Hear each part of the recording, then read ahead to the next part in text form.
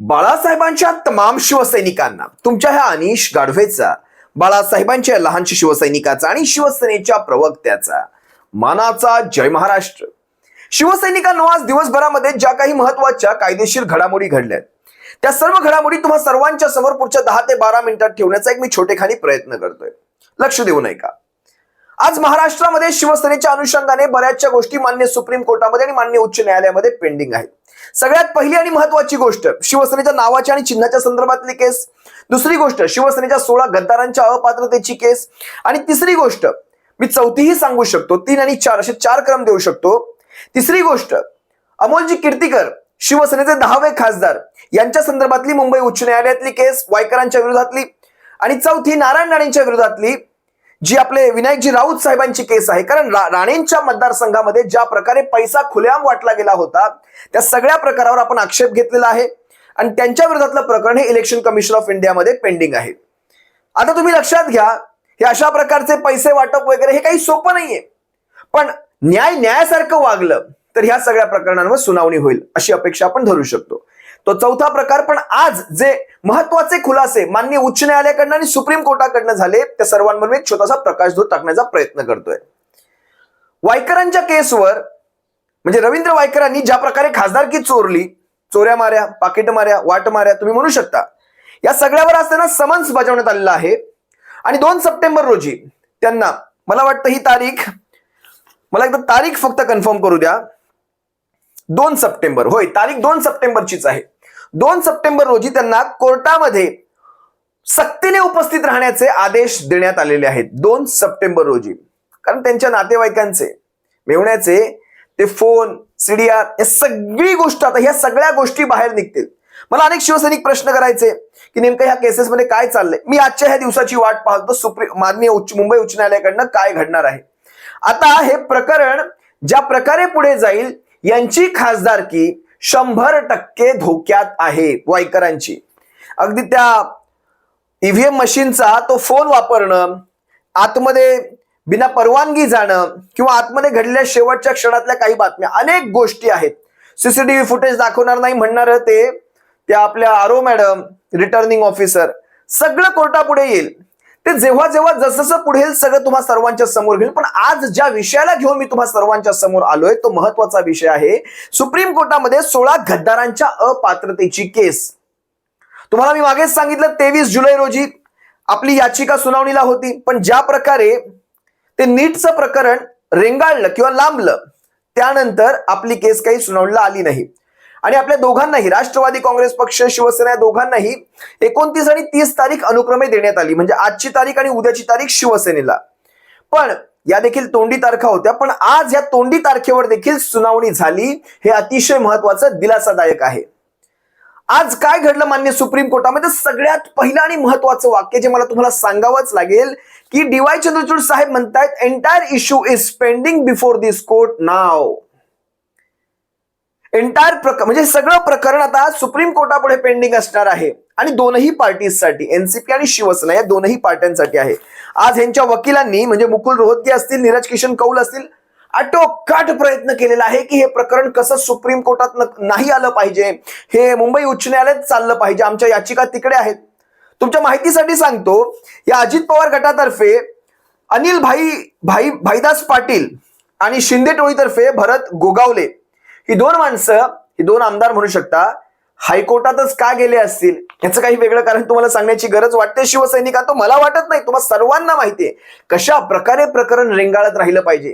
का बरं आत्ताच काल परवामध्ये भरत गोगावले ही याचिका ताबडतोब हायकोर्टात सुनावणीला यावी, मला आज कारण कळतंय त्याचं. मी तुम्हाला त्याही दिवशी सांगितलं हे घडणारच होतं. जसं ह्यांना जाणवायला लागलं याचिका येतेय सुप्रीम कोर्टामध्ये, काहीतरी ठरतंय हिच्यावर आता, तसं हायकोर्टामध्ये प्रेशर वाढवायचे कामं सुरू झाली. तात्काळ सुनावणीला घ्या. आणि हायकोर्टाने देखील यांना 6 ऑगस्टची तारीख दिलेली आहे. पण आज तुम्हाला 100% सांगतो, मुंबई हायकोर्ट असेल ही केस सुनावणीला ज्यावेळेस घेईल त्यावेळेस सुप्रीम कोर्टामध्ये जी 3 तारखेची आजची डेट दिलेली आहे या केससाठी, म्हणजे शिवसेनेसाठी आणि राष्ट्रवादी काँग्रेससाठी, या दोनही केसेस वेगवेगळ्या लढवल्या जाणार आहेत. हे सर्वप्रथम लक्षात घ्या. या दोनही केसेस वेगवेगळ्या स्वरूपाच्या आहेत. पण मुख्य जी सामायिक गोष्ट आहे, दोनही गटाच्या आमदारांना अपात्र केलेलं नाही. आणि हे कुणी केलं नाही, विधानसभेच्या अध्यक्षांनी केलेलं नाही. यांना अधिकार कोणी दिले? संविधानाने दिले. पण सुप्रीम कोर्टाने जो विश्वास टाकून ह्यांना ह्याच्यावर न्याय करायला सांगितला होता की परिशिष्ट 10 प्रमाणे तुम्ही अपात्रता ठरवा, त्यांनी ते केलेलं नाही. त्यामुळे दोन्ही गटांच्या ज्या विरोधातल्या याचिका आहेत त्या नार्वेकरांच्या विरोधात आहेत. त्यामुळे हे प्रकरण सामायिक आहे, पण त्यांना मागे पुढे चालवलं जाईल. एकाच दिवशी दोन्ही याचिका एकत्र घेतल्या जाणार नाहीत. आता 100% तुम्हाला मी मगाशी सांगितलं 6 तारखेचं प्रकरण हे 3 सप्टेंबरच्या नंतर जाणार ह्यांचं. कारण तुम्हाला सांगतो 3 सप्टेंबर पर्यंत मुंबई उच्च न्यायालय देखील पाहिल की नेमकं इकडे काय चाललेलं आहे, किंवा तशा प्रकारचे निर्देश मान्य सुप्रीम कोर्टाकडनं उच्च न्यायालयाला दिले जाऊ शकतात. पण यांनी कशा प्रकारे आपली याचिका हायकोर्टातच चालावी यासाठी किती आटोकाट प्रयत्न केला. कारण ह्यांना ते सिद्ध करून दाखवायचंय, या अंधा कानून हे न्याय विकला जातो, फक्त विकत घेण्याची तुमच्यात तयारी असली पाहिजे. पण आमच्यासारखे काही गरीब असतील अजूनही त्या न्याय व्यवस्थेकडे आशेने डोळे लावून आहेत. आज ज्या महत्वाच्या गोष्टी घडल्या त्या तुम्हाला सांगतो. तुम्हाला एक फरक सगळ्यात प्रथम लक्षात घ्यायला पाहिजे. राष्ट्रवादी काँग्रेस आणि शिवसेनेच्या केसमध्ये राष्ट्रवादी काँग्रेसची केस ही अतिशय नवी आहे, अतिशय नवी. या केसमध्ये अजूनही त्यांच्या 41 आमदारांना कुठलीही नोटीस बजावण्यात आलेली नव्हती, किंवा ह्या केसवर विधानसभेच्या अध्यक्षांना देखील नोटीस बजावण्यात आलेली नव्हती की तुम्हाला अपात्र का करू नये, म्हणजे आमदारांसाठी. आणि अशा प्रकारचा निर्णय देण्यामागचं कारण काय, हे विधानसभेच्या अध्यक्षांसाठी. तर आज ज्या वेळेस मुकुल रोहतगी असतील, नीरज किशन कौल असतील, यांनी आटोकाट प्रयत्न केला, त्याही वेळेस जज साहेबांनी सांगितलं की नोटिसेस आम्ही इश्यू करतोय. जे काही तुमचं म्हणणं असेल, प्रकरण तुम्हाला जे काही मांडायचं असेल ते 3 तारखेला मांडायचं, त्यावेळेस आम्ही तुमचं काय असेल ते ऐकू, पण आज नाही. नोटिसेस इश्यू करणार. 41 आमदारांना नोटिसेस इश्यू झालेल्या आहेत विधानसभेच्या अध्यक्षांसकट. आता ह्या अध्यक्षांनी आपापली कारणं द्यायची, 4 आठवड्यांचा वेळ दिलेला आहे. पण हे सगळं करत असताना त्यांनी हे देखील सांगितलं की पुढे 3 तारखेला ही केस रेग्युलर सुनावणीला येणार आहे, रेग्युलर. आणि तुम्हाला लक्षात असायला हवं 11-12 तारखेपर्यंत, नोव्हेंबर पर्यंत ह्यांचा कार्यकाळ संपतो DY चंद्रचूड साहेबांचा. आपल्याच कार्यकाळात त्यांना ही केस संपवावी लागेल, कारण हे खंडपीठ आहे.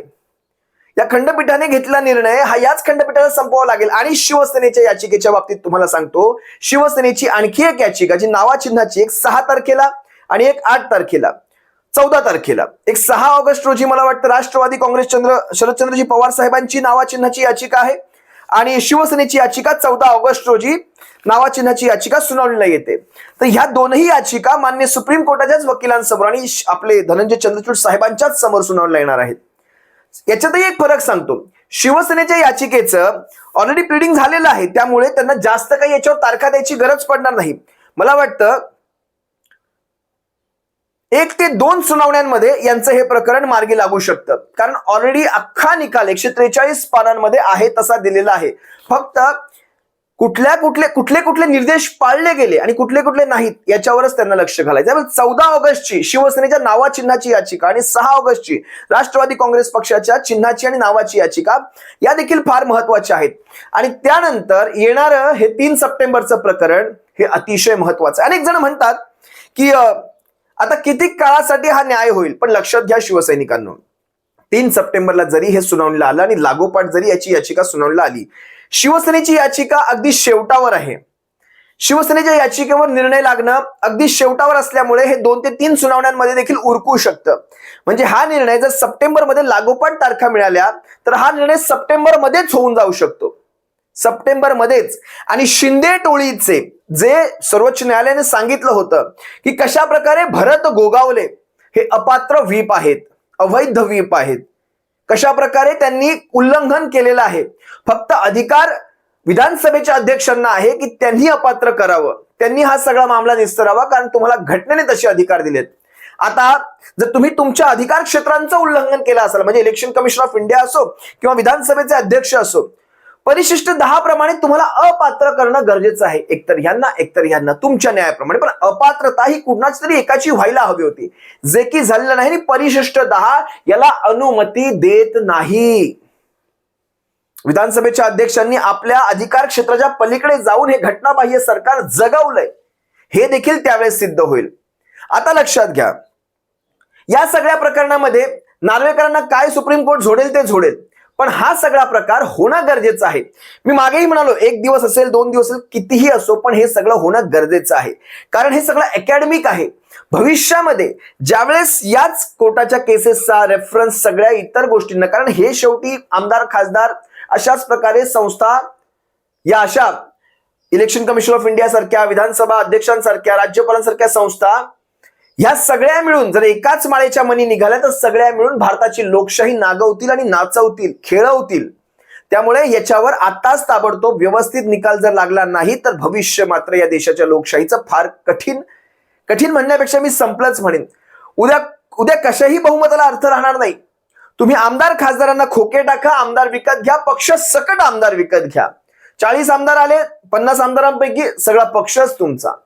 त्या परिशिष्ट 10ला काही अर्थ उरणार नाही. त्यामुळे या सगळ्या प्रकाराची आणि याचं गांभीर्य मान्य सुप्रीम कोर्टाच्या आपल्या CJI साहेबांना, DY चंद्रचूड साहेबांना अगोदरच आहे. कारण तुम्हाला आठवायला हवं, एकदा त्यांनी नार्वेकरांच्या विरोधात ज्यावेळेस त्यांनी एक स्टेटमेंट केलं होतं की तुम्ही हे सगळं लांबवताय, याचा अर्थ विधानसभेच्या निवडणुकांच्या नंतर म्हणजे या आमदारांच्या त्या टर्मचा किंवा ती टर्म संपल्यानंतर हे सगळं तुम्ही जर निकाल देणार असेल तर काय उपयोग ह्या सगळ्याचा, लक्षात घ्या. त्यामुळे त्यांना या सगळ्या गोष्टीचं भान आहे की ही टर्म संपण्याच्या आत या गोष्टींचा उलगडा लागणं किंवा ते भारताच्या जनतेच्या समोर येणं, तो न्याय होणं हे फार गरजेचं आहे. त्यामुळे 3 सप्टेंबरला मला का कुणास ठाऊक असं वाटतं की ही याचिका जसं त्यांनी आज सांगितल्याप्रमाणे ही रेग्युलर सुनावणीला येईल. आता ह्याच्यात इलेक्शन कमिशन ऑफ इंडियाचं पण बऱ्यापैकी इथे वाभाडं काढलं जाणार आहे. कारण त्यांनी देखील आपल्या मर्यादा ओलांडलेल्या आहेत आणि ह्या अशा संस्था देखील अशाच प्रकारचे निर्णय पुढे घेत राहतील. आता आणखी काही गोष्टी तुम्हाला सांगतो. याच्यामध्ये कोर्टाला जर वाटलं, बघा बरेच जण म्हणतात की हे आमदार याच टर्म पुरते अपात्र राहतील, म्हणजे आताची जी टर्म संपेल त्यांची 5 वर्षाची, आणि मग आता जेव्हा फॉर्म भरण्याची वेळ येईल नवीन विधानसभेसाठी इलेक्शनचे फॉर्म भरण्याची, उमेदवारीचे फॉर्म भरण्याचे, तर ह्यांना त्याच्यावर काही मज्जाव होऊ शकतो का? तर होऊ शकतो, याचे चान्सेस देखील आहेत. म्हणजे कायदे तज्ञांच्या मते तुम्हाला हे देखील सांगतो, जर कोर्टाला तसं वाटलं की त्यांना ह्यांच्यावर पुढे काही वेगळ्या प्रकारची कारवाई करायची आहे तर कोर्ट त्यांना तशा प्रकारचे निर्देश देऊ शकतं की ह्या व्यक्ती पुढच्या निवडणुकीचे फॉर्म भरण्यासाठी अपात्र ठरतील किंवा ह्यांच्यावर तशा प्रकारचं ऑब्जेक्शन निघालं तर ह्यांच्या पुढच्या आमदारक्या देखील रद्द केल्या जाऊ शकतात. अशा प्रकारचे कोर्टाकडनं, तशा प्रकारचं कायद्यामध्ये प्रावधान नाही. कायदा प्रावधान हे सांगतं, परिशिष्ट 10 हेच सांगतं की 5 वर्षासाठी ती विधानसभा बरखास्त होईपर्यंत किंवा तिची टर्म संपेपर्यंतच त्यांची, पण कोर्ट तशा प्रकारचे आदेश देऊ शकतात आणि ते सुप्रीम कोर्टच देऊ शकतं. दुसरी महत्वाची गोष्ट आणि जी अतिशय महत्वाची आहे, या सगळ्यामध्ये शिवसेनेचं नाव आणि चिन्ह, या महत्वाच्या याचिका मी यासाठी म्हणतो कारण विधानसभा निवडणुकांच्या अतिशय पूर्वसंध्येला हे आमदार अपात्र होतील, पात्र होतील हा दूरचा विषय राहिला, पण यांचं नाव आणि चिन्ह जरी गोठलं गेलं, म्हणजे दोनही बाजूंचं, राष्ट्रवादी काँग्रेस पक्षाचं असेल, शिंदे टोळीच्या आमदारांचं असेल, धनुष्यबाण आणि शिवसेना नाव हे यांच्याकडून जोपर्यंत मान्य सुप्रीम कोर्टाला ह्याच्यामध्ये जर त्याच्या प्रकारचे तथ्य सापडले तर इलेक्शन कमिशन ऑफ इंडियाच्या निर्णयाच्या विरोधात जाऊन सुप्रीम कोर्ट, भारताचा सर्वोच्च न्याय व्यवस्था या सगळ्या गोष्टींना स्टे आणू शकतं की तुम्ही निवडणुकांना सामोरे जा, तो तुमचा अधिकार आहे, पण ह्या नावासकट आणि ह्या चिन्हासकट नाही. तुम्हाला नाव दुसरं घ्यावं लागेल, तुम्हाला चिन्ह दुसरं घ्यावं लागेल. हे चिन्ह तोपर्यंत फ्रीज राहील, एकतर ते मूळ पक्षाला परत दिलं जाईल किंवा हे चिन्ह फ्रीज ठेवलं जाईल जोपर्यंत हा निकाल होत नाही तोपर्यंत. कारण हा चिन्ह आणि नाव देण्याचा अधिकार हा इलेक्शन कमिशन ऑफ इंडियाला होता आणि त्याच्याच विरोधात हे चॅलेंज केलं गेलेलं आहे. त्यामुळे हे नाव चिन्ह जरी फ्रीज झालं तरी आपल्यासाठी सोन्याहून पिवळं. यांना स्वतःच्या नावावर, स्वतःच्या चिन्हावर, म्हणजे जे कुठलं चिन्ह असेल, उदबत्ती, अगरबत्ती, मेणबत्ती, टंबरेल, जी काही चिन्ह यांना मिळतील, बॅट बॉल, रिकाम्या किटल्या चहाच्या, तडतडणाऱ्या किटल्या, काही असो, ही अशा प्रकारची चिन्ह घेऊन तुम्ही, कारण शिवसेनेला नवीन चिन्ह दिलेलं आहे आणि त्या नवीन चिन्हासकट शिवसेना निवडणुकांना सामोरी गेलेली आहे, तुम्हाला सर्वांना माहिती आहे. मग हाच न्याय यांच्या बाबतीत करावा आणि जा नवीन चिन्हासकट निवडणुकांना सामोरे जा आणि स्वतःचं अस्तित्व सिद्ध करा. ते तुम्ही करणार नाहीत. तुम्ही भारतीय जनता पक्षामध्ये मर्ज होणार हे उभ्या महाराष्ट्राला माहिती आहे, ते तुम्ही करणार नाहीत. त्यामुळे हे जरी झालं तरी सोन्याहून पिवळत एनसीपीचं धनुष्यबाण आणि घड्याळ. आणि एनसीपीच्या बाबतीत तर तुम्हाला चांगलंच माहिती आहे की एनसीपीचं चिन्ह याच्या निवडणुकीच्या अगोदरच जो निकाल लागला होता त्यांनी स्पष्ट सांगितलं होतं हे चिन्ह वापरताना त्याच्या खाली चौकटीत तुम्हाला टाकायचंय की हे चिन्ह कोर्टामध्ये प्रलंबित आहे, या चिन्हाविषयीची याचिका मान्य सुप्रीम कोर्टामध्ये प्रलंबित आहे, हे तात्पुरत्या स्वरूपाचं चिन्ह आहे. अजित पवार गटाला दिलं गेलेलं चिन्ह घड्याळ चिन्ह हे तात्पुरत्या स्वरूपात दिलं गेलेलं आहे. शिवसेनेच्या चिन्हाच्या बाबतीत थोडं वेगळं आहे, यांना ते परमनंट देऊ केलं, पण ह्यांना हे तात्पुरतं आहे.